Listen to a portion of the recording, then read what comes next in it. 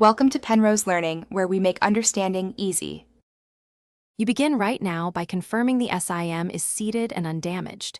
If uncertain, swap into a known working phone to isolate the SIM.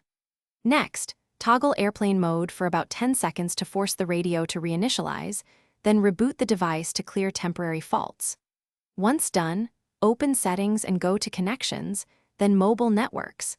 Set network operators to search automatically so the phone attempts to reattach to the carrier without manual blocking. You now dig deeper.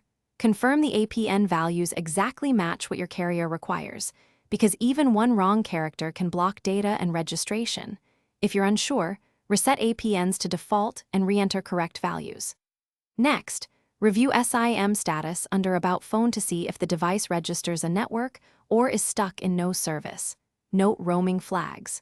Also, make sure your system software and carrier services app are updated, since radio firmware and PRL updates often restore connectivity.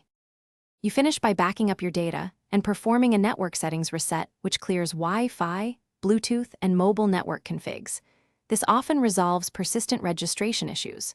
If problem persists, boot into safe mode to rule out third-party apps and test with a different SIM to separate phone versus SIM faults.